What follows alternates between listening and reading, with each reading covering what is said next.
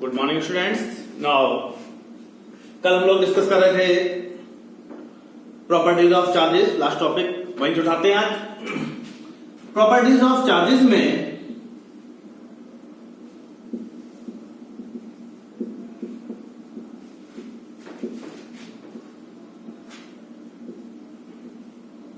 हम लोगों ने डिस्कस किया था, तीन प्रॉपर्टीज थी।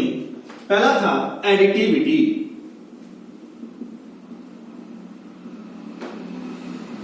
Additivity of charges. ये क्या था?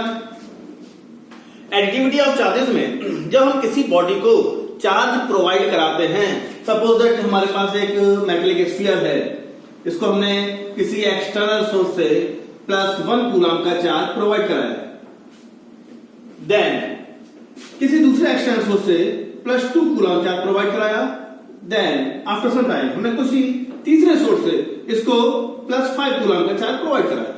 अब इस बॉडी का total charge according to the additivity property, इस बॉडी का टोटल चार्ज इसको प्रोवाइडेड इंडिविजुअल चार्जेस के अलजेब्रिक सम के इक्वल होगा, एडिशन के इक्वल होगा। It means total charge of this body will be 1 + 2 + 5, it means 8 coulomb. और suppose that this one was Q1, small q1, small q2, small q3, तो इसको हम लोग लिख सकते हैं capital Q equal Q1 + Q2 + Q3 plus and so on. ये हो गया हमारा additivity of charges. Next one, second property. क्या तुम लोग? सेकेंड प्रॉपर्टी थी क्वांटाइजेशन। क्वांटाइजेशन मीन्स जब हम किसी बॉडी को चार्ज प्रोवाइड कराते हैं तो उसको प्रोवाइडेड चार्ज के minimum amount, quant of charge, एक स्मॉलेस्ट अमाउंट होता है, एक पर्टिकुलर वैल्यू होती है जिससे कम चार्ज हम किसी बॉडी को प्रोवाइड नहीं कर सकते। हमारे नॉन चार्जेस में क्वांटम ऑफ चार्जेस 1 इलेक्ट्रॉन है। अगर किसी बॉडी को जो हम चार्ज प्रोवाइड कराते हैं तो 1 इलेक्ट्रॉन से कम चार्ज प्रोवाइड कराना पॉसिबल नहीं है। अगर किसी बॉडी को चार्ज प्रोवाइड कराएंगे तो 1 इलेक्ट्रॉन को हम देंगे तो उसके ऊपर 1 इलेक्ट्रॉन के इक्वल नेगेटिव चार्ज आ जाएगा, या किसी बॉडी से हम 1 इलेक्ट्रॉन को रिलीज कराएंगे तो 1 इलेक्ट्रॉन के इक्वल पॉजिटिव चार्ज डेवलप होगा। बट अगर हम इसको चार्ज प्रोवाइड कराना चाहें 1.5 इलेक्ट्रॉन, 2.5 इलेक्ट्रॉन, 1.5, 2.5, 3.5, 1/4 इलेक्ट्रॉन्स के इक्वल चार्ज, तो ये पॉसिबल नहीं है। This is the quantization of charge. Means अगर किसी बॉडी को चार्ज प्रोवाइड कराते हैं तो उसका provided total charge Q equal होता है ±NE। N is the integer number 1, 2, 3, 4 and E is the charge of 1 electron। इस तरह से, और ये एक्सप्रेशन हो गया Q equals to ±NE for quantization of charge। This is the second property। इसका हम लोग आते हैं नेक्स्ट पे, थर्ड प्रॉपर्टी बताया था conservation of charge. Charge can neither be created nor be destroyed, but it can be transferred from one body to another। Means जब हम किसी बॉडी को चार्ज प्रोवाइड कराते हैं तो प्रोवाइडेड चार्ज कहीं से जनरेट नहीं होता, वो सिर्फ इलेक्ट्रॉन का ट्रांसफरेंस है। इलेक्ट्रॉन किसी एक बॉडी से निकल करके दूसरी बॉडी के पास आया है। अगर हम इस पूरे सिस्टम की बात करें, कंबाइंड इफेक्ट की बात करें, तो बिफोर एंड आफ्टर चार्जिंग पूरे सिस्टम का नेट चार्ज कंजर्व रहता है, सेम रहता है, कांस्टेंट रहता है। सपोज दैट हमने सिल्क क्लॉथ से जब ग्लास रॉड को रब नहीं किया था बिफोर रबिंग, तो बाय नेचर वो दोनों इलेक्ट्रिकली न्यूट्रल थे। इट मीन सिल्क क्लॉथ का बिफोर रब,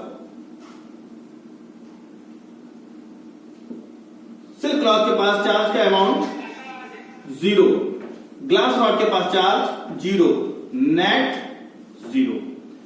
रब किया, सपोज दैट रब करने के बाद ग्लास रॉड से 10 इलेक्ट्रॉन्स निकल करके और सिल्क क्लॉथ के पास चले गए। देन सिल्क क्लॉथ के पास 10 इलेक्ट्रॉन्स के इक्वल इंक्रीज किया ना, नेगेटिव चार्ज आ गया। ग्लास रॉड के पास 10 इलेक्ट्रॉन्स के इक्वल पॉजिटिव चार्ज। और अगर हम टोटल चार्ज की बात करें तो अभी भी 0। पूरे सिस्टम का ये जो दोनों ऑब्जेक्ट्स मिल करके एक सिस्टम का फॉर्मेशन किया है, उस सिस्टम के पास नेट चार्ज अभी भी 0 है।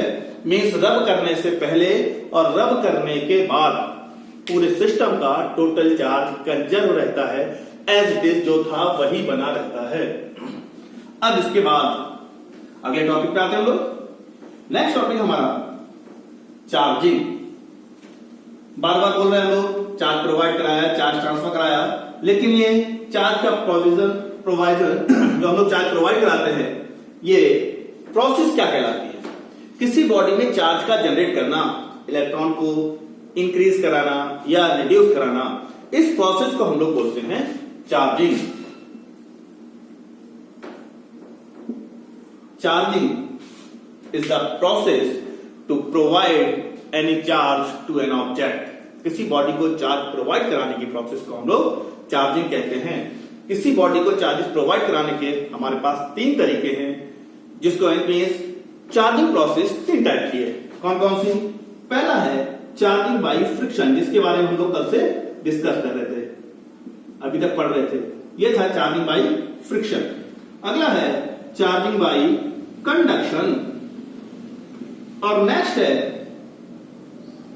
Charging by induction. पहला चार्जिंग बाय फ्रिक्शन, रब करके चार्जेस को प्रोवाइड कराना, जो हम लोग अभी तक पढ़ रहे थे, जो थेस ने बताया, गिलबर्ट ने बताया कि जब 2 ऑब्जेक्ट को रब किया तो चार्ज जनरेट हो गया। ये हमारा चार्जिंग बाय फ्रिक्शन है। हम लोग बहुत सारे इसके बारे में डिस्कस कर चुके हैं, तो इसको यही ओवर करते हैं। अगला charging by conduction. Charging by friction insulators में होता है। चार्जिंग बाय कंडक्शन और चार्जिंग बाय इंडक्शन, ये हमारे दोनों प्रोसेस कंडक्टर्स को चार्ज करने के लिए यूज कर जाते हैं। कंडक्टर्स को चार्ज करने के लिए हम लोग चार्जिंग बाय कंडक्शन या चार्जिंग बाय इंडक्शन का यूज कर सकते हैं, जिसमें चार्ज पूरे मटेरियल के अंदर फ्लो कर सकता है। चार्जिंग बाय कंडक्शन में किसी बॉडी को अगला हम लोग लेकर के आते हैं charging by conduction. Charging by conduction में जब किसी ऑब्जेक्ट को चार्ज प्रोवाइड कराते हैं by making a direct contact with already charge object और विद अ चार्ज सोर्स। अगर किसी ऑब्जेक्ट को हम चार्ज सोर्स के साथ डायरेक्ट कॉन्टैक्ट में ला करके कंडक्टर के थ्रू कनेक्ट करके अगर हम चार्ज प्रोवाइड कराते हैं, तो इस प्रोसेस को चार्जिंग बाय कंडक्टर बोला जाता है।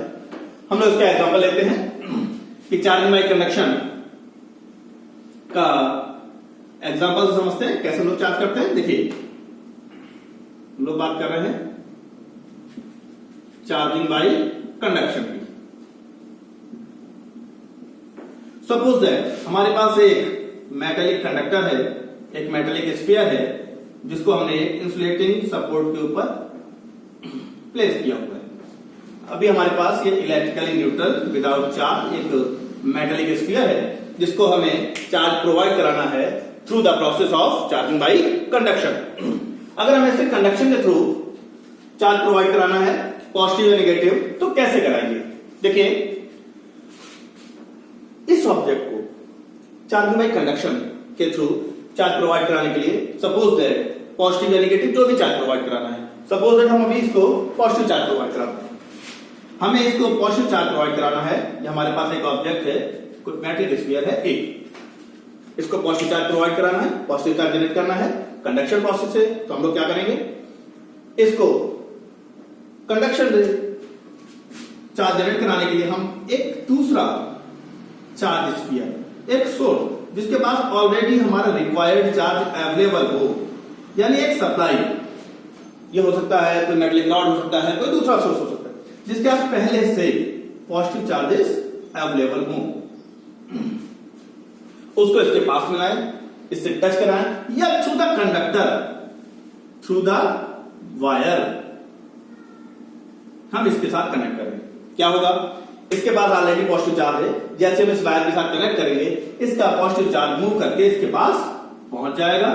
कुछ देर के बाद इसके पास पॉजिटिव चार्ज आ जाएगा, दोनों के पास इक्वल चार्ज डेंसिटी हो जाएगी, और यहां से चार्ज इसके पास पहुंच जाएगा। उसके बाद हम इसको डिस्कनेक्ट कर देंगे। डिस्कनेक्ट करेंगे तो हमारे पास जो मेटलिक स्फीयर ए था वो पॉजिटिवली चार्ज मिल जाएगा। ये प्रोसेस है चार्जिंग बाय कंडक्शन। इसमें हम क्या करते हैं, जिस ऑब्जेक्ट को, जिस अनचार्ज बॉडी को चार्ज प्रोवाइड कराना होता है उसको हम किसी दूसरे चार्ज सोर्स के डायरेक्ट कांटेक्ट में लाते हैं और डायरेक्ट कांटेक्ट में लाने के बाद चार्जेस का ट्रांसफर होता है। हाई पोटेंशियल से लोअर पोटेंशियल चार्ज जाते हैं। ये पोटेंशियल हम लोग नेक्स्ट चैप्टर में आगे डिटेल में स्टडी करेंगे, अब इसको वही छोड़ते हैं।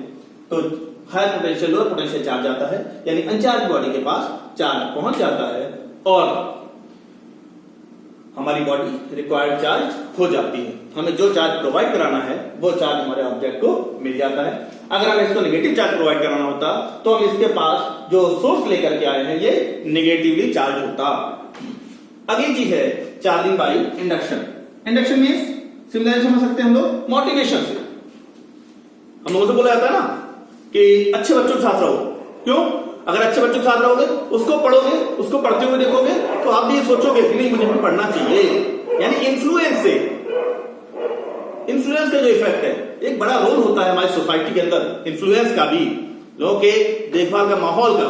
तो वही चार्जिंग बाय इंडक्शन में, चार्जिंग बाय इंडक्शन में किसी बॉडी को रिक्वायर्ड चार्ज प्रोवाइड कराने की प्रोसेस है जिसमें हम उसका सोर्स के साथ डायरेक्ट कांटेक्ट नहीं बनाते। इनडायरेक्ट कांटेक्ट, सिर्फ मोटिवेशन, एक इन्फ्लुएंस प्रोवाइड कराना और इन्फ्लुएंस के थ्रू इसको चार्ज प्रोड्यूस देना, चार्ज प्रोड्यूस करना। इस प्रोसेस को बोलते हैं चार्जिंग बाय इंडक्शन। ये कैसे करते हैं? जैसे सपोज दैट अभी हम लोग डिस्कस कर रहे थे, मान लीजिए अब हमें एक मेटलिक स्फीयर को ही पॉजिटिव चार्ज देना है। सपोज दैट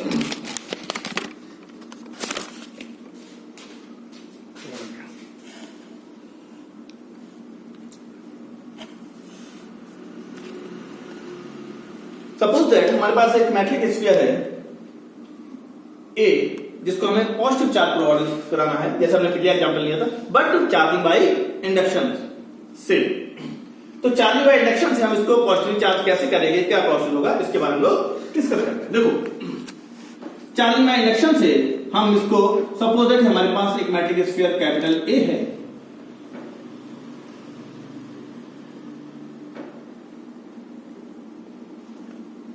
इनिशियली अनचार्ज, जैसा हमने यहां लिया था। अब इसको हमें फिर से पॉजिटिव चार्ज प्रोड्यूस कराना है, प्रोवाइड कराना है, बट इंडक्शन प्रोसेस से। तो हम लोग कैसे करेंगे? इंडक्शन प्रोसेस से चार्ज प्रोड्यूस कराने के लिए, चार्ज प्रोवाइड कराने के लिए हम लोग क्या करते हैं कि इसके पास में हम रिक्वायर्ड चार्ज का अपोजिट चार्ज ऑब्जेक्ट लेकर के आते हैं। इट मींस अगर हमें इसको पॉजिटिव चार्ज कराना है तो इसके पास में हम एक opposite charge means negative charge source लेकर के आएंगे।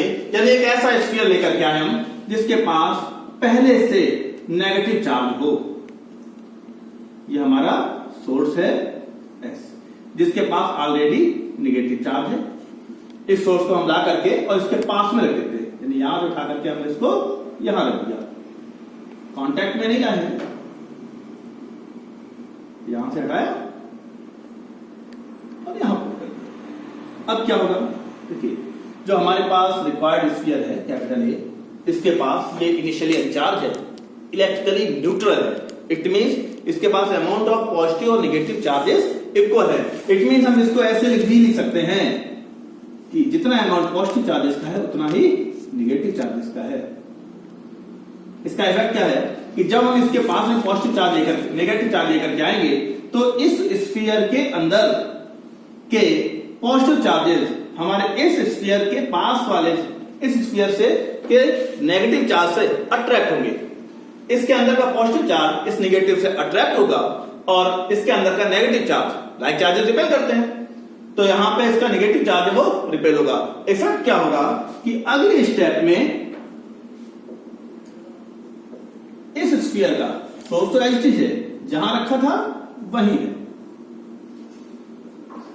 लेकिन इसका इन्फ्लुएंस से, मोटिवेशन से, इसके electrostatic law, basic fundamental law से इसके अंदर का पॉजिटिव चार्जेस अट्रैक्ट हो गया और नेगेटिव चार्ज रिपेल होकर के दूसरी तरफ चला गया। अब इसके बाद नेक्स्ट स्टेप पे हम क्या करें, अपने इस गिवन ऑब्जेक्ट को, ये हमारा सोर्स एक्चुअली जहां रखा था वहीं अभी तक, और इस रिक्वायर्ड ऑब्जेक्ट हमें इसको पॉजिटिव चार्ज प्रोवाइड कराना है। तो हमने क्या किया, पहले तो सेपरेशन करा लिया, पॉजिटिव चार्ज इसके पास में आ गया और नेगेटिव चार्ज दूसरी साइड पे। हम इसको अर्थ से कनेक्ट कर देते हैं। जिस प्रोसेस को हमने एक इंट्रोडक्टिव वीडियो में डिस्कस किया था, अर्थिंग प्रोसेस। अर्थिंग प्रोसेस में क्या होता है कि हम जब किसी कंडक्टर को अर्थ के कांटेक्ट में लेके आते हैं तो उसके पास जो भी चार्ज अवेलेबल है, पॉजिटिव या नेगेटिव, वो अर्थ के कांटेक्ट में आकर के इलेक्ट्रिकली न्यूट्रल हो जाता है। इट मींस उस ऑब्जेक्ट से निकल जाता है। यहां पॉजिटिव चार्ज इस एंड पे है, नेगेटिव इस एंड पे है, तो ये नेगेटिव चार्ज अर्थ के कांटेक्ट में आया और अर्थ के कांटेक्ट में आने के बाद ये इलेक्ट्रिकली न्यूट्रल हो गया। It means negative charge earth में चला गया। इसके बाद नेक्स्ट स्टेप, ये हमारा थर्ड स्टेप। नेक्स्ट स्टेप में क्या करेंगे हम, सबसे पहले तो अर्थिंग को रिमूव कराएंगे। इट मींस अभी हमारा जो सोर्स स्फीयर है वो जैसा रखा था वैसा ही पुट रहेगा, ठीक है। और हमारा जो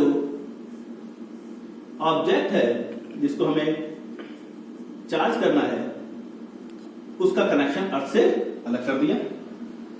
इसके बाद लास्ट स्टेप में हम इस सोर्स को रिमूव करा देंगे, सोर्स को यहां से हटा देंगे, तो हमारे पास जो ऑब्जेक्ट है इसमें जो पॉजिटिव चार्ज बचा, रिमेनिंग जो रेजिडुअल चार्ज है वो पूरे में यूनिफॉर्मली डिस्ट्रीब्यूट हो जाएगा और इस तरह से हमारी बॉडी पॉजिटिवली चार्ज हो गई by the process of charging by induction. ये हमारा सेकंड स्टेप हो गया जिसको हम लोग चार्जिंग बाय इंडक्शन बोलते हैं।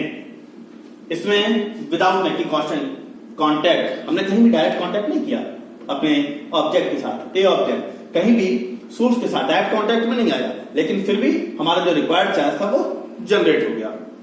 Okay, thank you.